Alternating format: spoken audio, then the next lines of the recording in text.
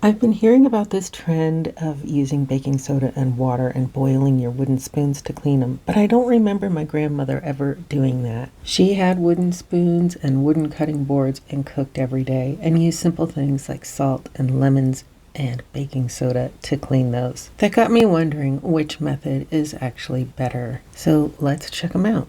So the boiling method seems pretty straightforward. You just add some water to a pot along with a little baking soda.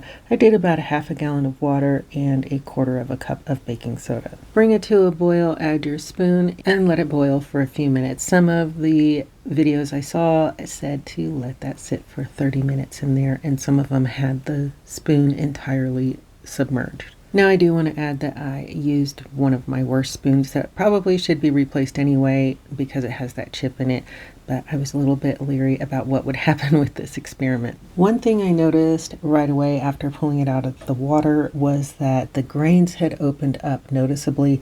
It felt really rough, and I was pretty sure I just ruined my spoon. But back to the experiment and pouring off that same hot water just to see if it did look like it pulled out a lot of dirt. You can definitely tell it is discolored. Since it's kind of hard to see here, I thought I would do a little bitty jar with just some baking soda and water and then the dirty water from boiling that spoon. After seeing how much the grains opened on the wood, though, I started to think that this was really just natural oils from the wood coming out, and not necessarily food grime or gunk. So now let's try my Grammy's method. So I have a couple more wooden utensils and 2 of my cutting boards. I'm going to clean one of those cutting boards with the salt and lemon and the other one with the baking soda paste because she didn't always have lemons around. So I'm just sprinkling some salt. I did dampen my spoons a little bit, just sprinkling that salt right on the utensils, letting that sit for a few minutes, and I'll do the same with the cutting board.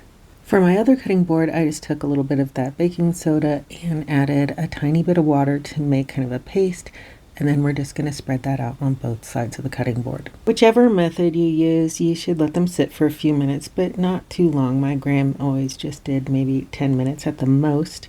And for the salt method, you would just take a lemon and cut it in half and then use that half a lemon to kind of scrub the board, making sure you got both sides. And use this exact same method to clean off your spoons and spatulas.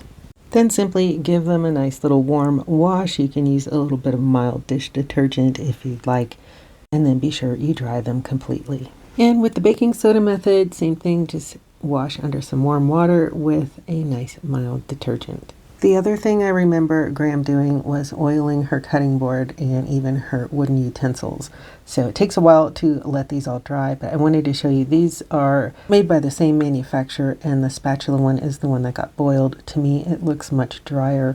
It's all white, and that leads me to believe the oils were really drawn out and compared to this spoon. I realize there could be many reasons why. That's just my observation. Oiling your cutting board and utensils is kind of like seasoning your cast iron, so it's an important step. My grandma always used mineral oil. That's what I like to use, but you could also use fractionated coconut oil.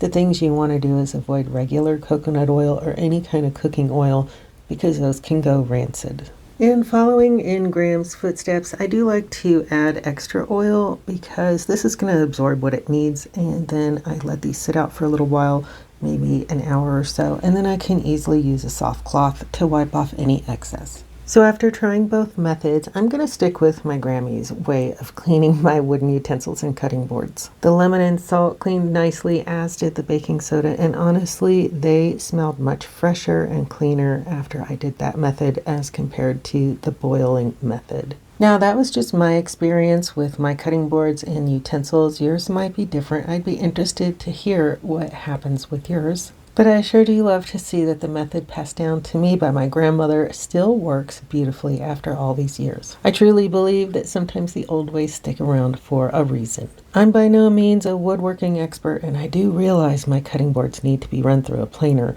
Trust me. But I'd be interested in hearing your best wood care tips as well.